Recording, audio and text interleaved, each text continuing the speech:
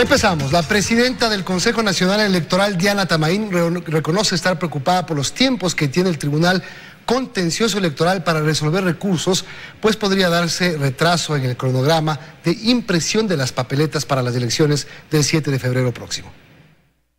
El Pleno del Consejo Nacional Electoral desconoce cuándo tendrán las listas definitivas de candidatos a presidente y vicepresidente de la República debido a los tiempos que maneja el Tribunal Contencioso Electoral. Así lo reconoció la presidenta Diana Tamaín. Sí nos preocupa que el proceso de impugnación y apelación y resolución definitiva por parte del Tribunal Contencioso Electoral, en el que tienen derecho las organizaciones políticas de llevar adelante respecto a la inscripción de candidaturas, pueda provocar un retraso. Este podría ser sobre todo en la impresión de papeletas. Traería serias complicaciones a la impresión de papeletas para llegar con éxito a la realización de los kits electorales, que nosotros esperamos que desde el 12 de diciembre empecemos ya a despachar de aquellas dignidades que estén completas para enviar al IGM para su respectiva impresión. Y además se refirió a la consulta popular de Cuenca.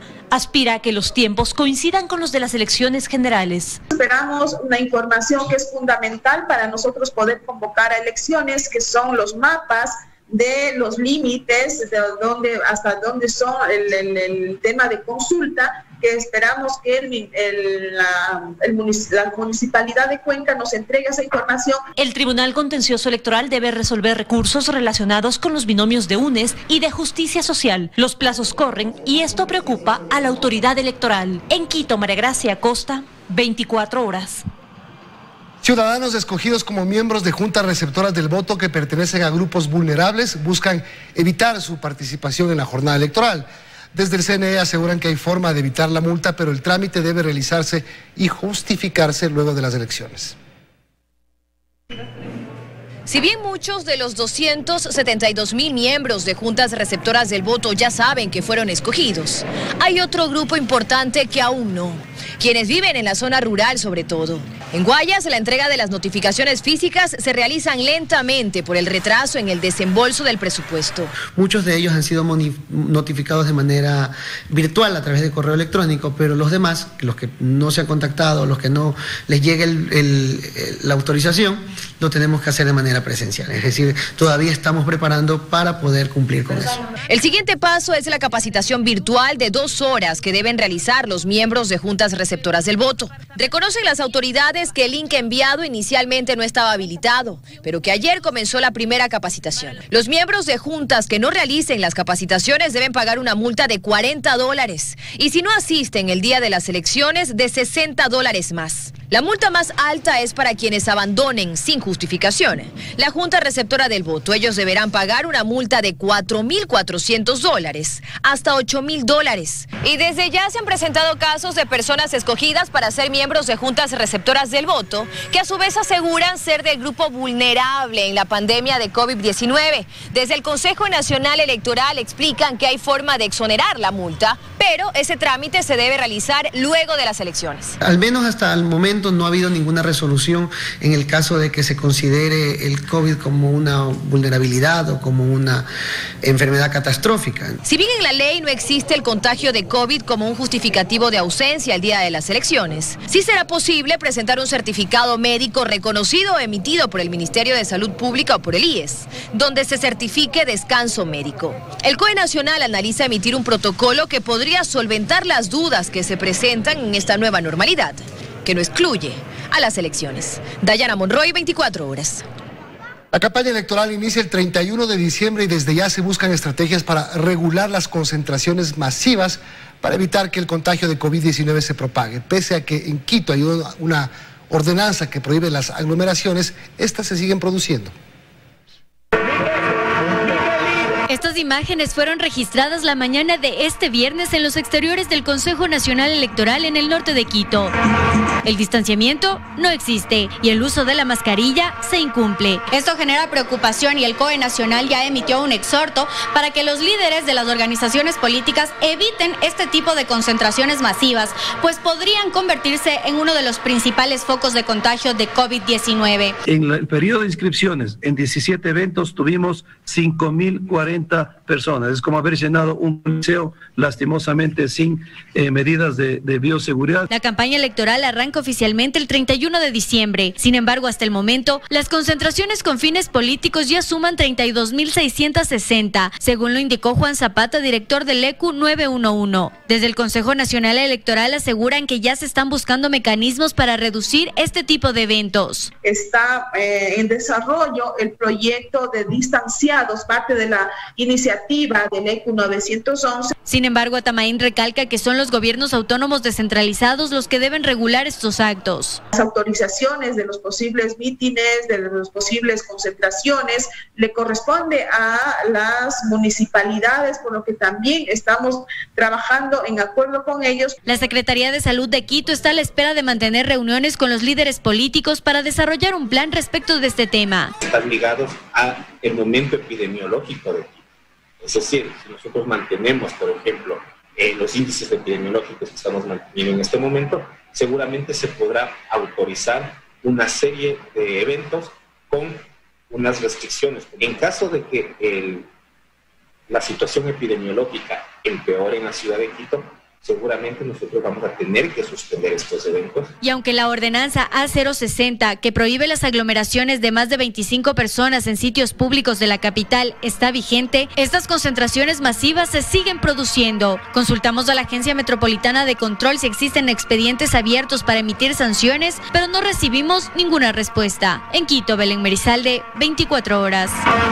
Atención, el gobierno investiga el uso de pruebas PCR falsificadas. Según el director del ECU 911, Juan Zapata, se han recibido denuncias en varias ciudades sobre la presentación del documento de PCR adulterado. En los últimos meses del año, el tráfico aéreo aumenta y este año, pese a la pandemia del coronavirus, no es la excepción. Miles de personas ingresan y salen del país, ya sea para aprovechar los días de descuento o para reencontrarse con la familia. Por la emergencia sanitaria, Ecuador exige a todo pasajero que desee entrar al territorio presentar una prueba PCR negativa realizada en los últimos 10 días. Y aquí hay novedades. Según el director del ECU 911, Juan Zapata, hay denuncias de pruebas PCR falsificadas. Mire a ese nivel de irresponsabilidad llegamos, de falsificar pruebas PCR. El COE Nacional, especialmente el gobierno, está atrás de esta investigación. Sin querer dar mayores detalles para no obstaculizar las investigaciones, Zapata aseguró que el tema ya está en conocimiento de las autoridades y recordó que quien presente un documento falso tendrá consecuencias legales. Ya se está atrás de este tema y no olvidemos que esto tiene consecuencias legales, ¿no? A ese nivel de irresponsabilidad llegamos, así no podemos enfrentar una crisis. Solo en el mes pasado, más de 95.000 personas ingresaron al país a través de sus diferentes aeropuertos, siendo las terminales aéreas de Quito y Guayaquil las que más usuarios registraron. Según el Ministerio de Salud, solo en el aeropuerto de Guayaquil, 18 médicos trabajan 24 horas recibiendo a los pasajeros que llegan tanto en vuelos nacionales como internacionales. Si ahí observamos un paciente con una temperatura elevada, automáticamente se lo examina con los médicos que tenemos aquí en el Ministerio de Salud, se le realiza posteriormente la prueba PCR. Desde el ECU 911 se adelantó que el COE Nacional pedirá al Ministerio de Salud reforzar los controles en los diferentes aeropuertos del país. Joana Ramos, 24 horas. Las organizaciones de mujeres registran 101 femicidios en lo que va del año en el territorio ecuatoriano, por lo que piden acciones a las autoridades para frenar la violencia contra la mujer. A ella se suma la fiscal general del Estado, que señala que el Ecuador está de luto. Cada 28 horas una mujer es asesinada en nuestro país. En lo que va del año, 101 mujeres han perdido la vida. Son cifras duras que nos estremecen, pero es la realidad. Estamos en un Ecuador femicida, estamos con la violencia exacerbada contra las mujeres. El 76% de los casos se da en el entorno familiar, es decir, mueren a manos de sus parejas o exparejas. El lugar que debería ser un lugar de protección, de seguridad, se convierte en un sitio de terror, un sitio de muerte para las mujeres. Según las organizaciones de mujeres, con la pandemia los casos incrementaron y no se pudieron denunciar. Pero ellas estaban conviviendo con sus propios agresores dentro de las casas. Entonces, evidentemente, esto hizo que los casos de violencia se multiplicaran. Con estas cifras solicitan mayor atención por parte del Estado. Señalan que 6 de cada 10 mujeres son víctimas de violencia, pero no hay acciones que detengan estas cifras, pues la ley de erradicación de violencia de género no puede aplicarse. La ley es para cumplirla, y para cumplirla se necesitan fondos, se necesita presupuestos suficientes. Sobre esto, la fiscal general del Estado envió esta carta al primer mandatario, donde pide asignar el presupuesto para que se aplique la normativa, que se diseñen políticas públicas, se trabaje en prevención y programas para tratar este problema de la sociedad. Y termina diciendo: el Ecuador está de luto, la violencia es un problema estructural. Como mujer y madre que lidera un espacio decisional, estoy convencida de que todas las instituciones deben alinearse y desarrollar acciones conjuntas para conseguir ese gran objetivo de garantizar a la ciudadanía y sobre todo a las niñas y mujeres del Ecuador una vida libre de violencia. En Latinoamérica, más de 1.500 mujeres han sido asesinadas en lo que va del año. Andrea Samaniego, 24 horas. Más noticias: las recientes muertes registradas por actividades mineras en San Lorenzo, en Esmeraldas y en el Guabo, provincia del Oro, vuelven a encender las alertas por la realización precaria e ilegal de esta actividad. Desde la Cámara de Minería piden reforzar controles y sancionar a los responsables. En menos de 3 días, 7 personas han fallecido en medio de actividades mineras. En San Lorenzo, Esmeraldas, 5 sepultados, minería ilegal. Pero casi en simultáneo en el Guabo, provincia del Oro, 2 trabajadores murieron aplastados por el desprendimiento de rocas. Ellos laboraban, según sus familiares, en un proyecto minero autorizado, pero en precarias condiciones laborales y de seguridad. Son seguidos, a veces hay muchos accidentes que no son comunicados, pero es que también se los arregla porque nadie quiere el mal a nadie. Estos son apenas 2 casos recientes. Pero si pasamos revista a lo ocurrido años atrás, nos topamos con al menos una decena de socavones en Zaruma, El Oro, y asentamientos irregulares en Buenos Aires y Imbabura, donde fue incluso necesaria la intervención de las Fuerzas Armadas. A la Cámara de la Minería del Ecuador le preocupa que tanto la precarización de la actividad como el auge de campamentos ilegales se estén saliendo de las manos. María Eulalia Silva preside el gremio. La minería ilegal no solamente va en contra de todos los procedimientos técnicos con las nefastas consecuencias que eso implica al ambiente, sino también a las personas. La minería ilegal es un delito en contra de todos los ecuatorianos, porque atentan contra el patrimonio natural del país. La Agencia de Regulación y Control de Energía y Recursos Naturales No Renovables, antes ARCOM, ha efectuado 229 operativos para combatir la minería ilegal desde enero hasta octubre de 2020. Se han decomisado 161,33 toneladas de material mineralizado, así como 63 bienes entre maquinaria y vehículos. Pero para Silva debería existir una intervención integral. Para la precarización de la actividad minera, sanciones. Y para los campamentos ilegales, acciones con la fuerza pública, pues tras ellos, dice, se cometerían varios delitos. Problemas de trata de personas, tráfico de armas, tráfico de drogas, explotación laboral. La minería ilegal es una industria delictiva articulada con otras industrias delictivas, de tal manera que las autoridades del Estado tienen que hacer frente a este fenómeno de una manera mucho más articulada. Esta semana termina con cifras rojas provocada por la minería precaria en un caso y por el trabajo rudimentario e ilegal en otro. Un tema que enciende las alertas con cada desgracia, pero que está ahí, latente. En Guayaquil, Carlos Acoto, 24 horas. 7 modelos de camionetas consideradas de trabajo en los sectores agrícolas, ganaderos y acuícolas se benefician de una exoneración parcial del impuesto a los consumos especiales, del ICE. Algunos modelos de vehículos presentan una reducción de hasta el 27% del valor total. Se trata de una reducción tributaria con la que el sector productivo del país puede mejorar sus condiciones laborales y con ello su competitividad. Desde este mes, las personas que laboran en la agricultura, ganadería y pesca pueden acceder a 7 modelos de camionetas cuya base imponible es de hasta $30.000 con una reducción del impuesto a los consumos especiales ICE. Los vehículos que forman parte del proyecto Camioneta Popular son ensamblados en el país. Son de la marca Chevrolet, las camionetas D-Max. Está las camionetas Wingle, que las fabrica y que las ensambla Ciauto en Ambato, la camioneta Volkswagen, Amarok, que la ensambla Fisum en la ensambladora Aimesa.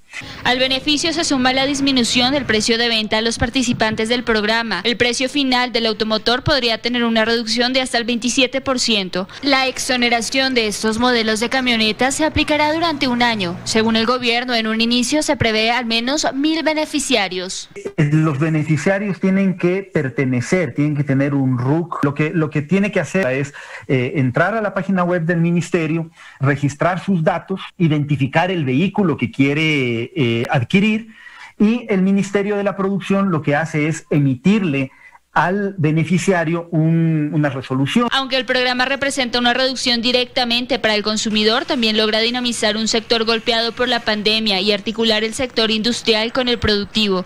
Entre 2016 y 2018 en el Ecuador se ensamblaban 40.000 vehículos. En 2019 la producción cayó a 24.000. Este año no se espera producir más de 12.000 unidades. En Quito, Daniela Valencia, 24 horas. El Ejército Nacional realizó el lanzamiento de una plataforma de educación en línea orientada a impulsar la autorrealización profesional del personal militar. 6 manuales fundamentales y 10 de referencia forman parte de la nueva doctrina Equinoccio. Este es un nuevo ciclo en la enseñanza e ideología militar con un enfoque de tácticas, técnicas y procedimientos acordes a las nuevas amenazas y desafíos. Que permitirán contar con un acervo de principios, de fundamentos y de soluciones de carácter estándar a problemas de naturaleza general, pero cuya aplicación a la solución de las problemáticas del mundo real se constituirán en elementos orientadores que, junto al detalle de la propia realidad, posibiliten una toma de decisiones acertadas. Los presidentes de Ecuador y Colombia se reunirán en el encuentro presidencial y 9º Gabinete Binacional Ecuador-Colombia de manera virtual el jueves 26 de noviembre. En el evento, que contará con la participación de los mandatarios Lenín Moreno e Iván Duque, se abordarán los avances de ambos países en los ejes de seguridad y de defensa, además de infraestructura y conectividad, asuntos fronterizos, ambientales, sociales, culturales y económicos, además de comerciales, y el Plan Binacional de Integración Fronteriza.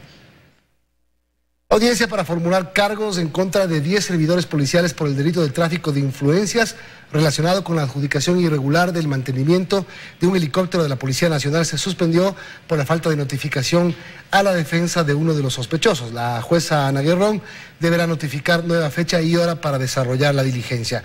En este proceso se investiga el pago de 3 facturas por el monto de $777.000, pese a que no se encontraban concluidos los trabajos. Seguimos de 24 horas, más de 200 turnos, en su mayoría para la emisión de pasaportes, fueron encontrados en manos de tramitadores en Cuenca. Los turnos encontrados fueron cancelados y el caso pasó a investigación. Las reiteradas quejas por la falta de turnos en el registro civil de la SUAY hicieron que las autoridades actúen de sorpresa.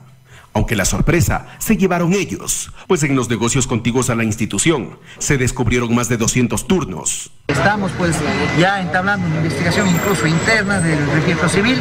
Hemos conversado con el director para que esta investigación no solo quede en los locales aledaños, veamos qué está pasando también casa adentro. Según varios testimonios por estos turnos, en su mayoría para la emisión de pasaportes, se cobraban entre 5, 30 y $100, dependiendo del trámite y de la urgencia. Imagínense lo que es que se corre por la voz en la ciudad, que le dicen simplemente que fulano o sultano se acerquen donde ellos para comprar el turno y que vale $100. No se detuvo ni sancionó a ninguna persona. Sin embargo, se canalizó la información a la Fiscalía para que se investigue. Las personas que se sientan afectadas tienen que poner una denuncia en la Fiscalía. Es la única manera de que la Policía Nacional pueda actuar en contra de estas personas. ¿El turno no es personalizado, señor director? El turno es personalizado, el turno es con cédula de identidades, con nombres y apellidos, el turno es con correo electrónico. Sin embargo, de eso se ingenian de todas las formas para intentar acceder. Los turnos encontrados fueron cancelados. Otra de las acciones será eliminar el sistema de turnos desde el lunes. En Cuenca, como plan piloto, lo hacemos, la primera ciudad del país donde se eliminan los turnos, y las personas que necesitan el pasaporte serán atendidos bajo demanda, es decir, llega y se lo atiende. En Cuenca, Iván Rodríguez, 24 horas. A través de la operación Victoria 1190, la policía desarticuló una peligrosa banda delictiva que se dedicaba al robo a personas y a domicilios en los valles y en el sur de Quito. Los delincuentes actuaban con violencia y amarraban a sus víctimas dentro de las viviendas para luego sustraer sus pertenencias. Luego de varios allanamientos ejecutados por parte de la Policía Nacional, los uniformados lograron capturar a 3 personas quienes integraban una banda delictiva que se dedicaba al robo de domicilios y al robo en los exteriores de entidades bancarias en los valles y en el sur de Quito. 2 meses de investigación se logró determinar la ubicación e identificación de esta estructura delictiva, conformada por 3 ciudadanos, 2 hombres, una mujer, de ellos 2 de nacionalidad venezolana y 1 de nacionalidad ecuatoriana. Los delincuentes ingresaban a las casas con violencia, amarraban a los propietarios para sustraerse sus pertenencias. Ingresaban con armas de fuego, donde eran maniatados sus propietarios encerrados en dormitorios para posterior sustraerse las cosas y alejarse del lugar.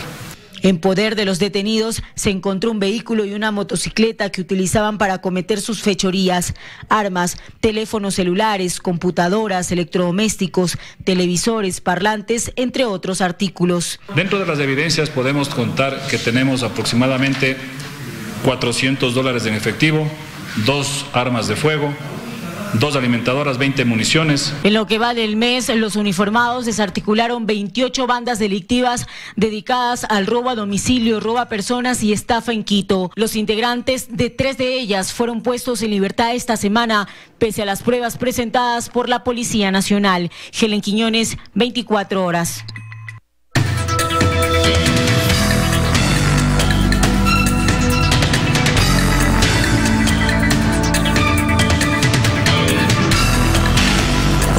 Salud.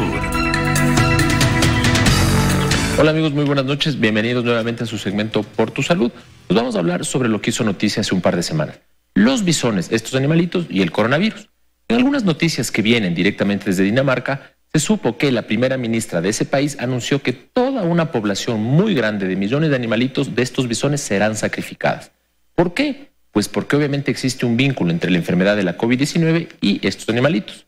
Pues básicamente nosotros entendemos que varios investigadores de Dinamarca han descubierto que este virus del SARS-CoV-2 puede tener algunas mutaciones que se pueden presentar en estos bisones. Pues y obviamente al mutar podrían infectar a los seres humanos y la vacuna, que usualmente está diseñada para un tipo de virus, podría no ser efectiva. Pues estos bisones serán sacrificados en Dinamarca tras detectarse que una versión del virus ha mutado y obviamente podría propagarse o potencialmente en humanos.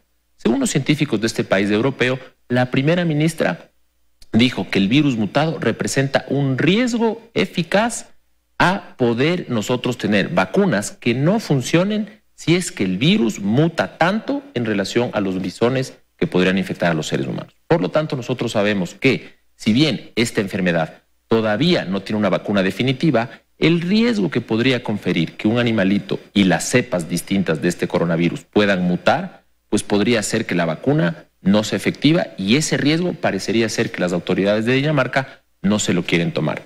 Pues las autoridades de este país han declarado que es muy grave, inclusive, que estos animalitos que se producen en granjas donde muchísimos de estos animales sirven para generar prendas de vestir con pieles de estos animalitos, pues tengan que ser sacrificados. Lamentablemente se ha visto que en algunas otras experiencias, pues las vacunas no son efectivas si es que el target del virus muta, porque estos animalitos pues exponen un nuevo virus o una nueva mutación para lo que nosotros podríamos haber ya destinado meses o años en generar una nueva vacuna.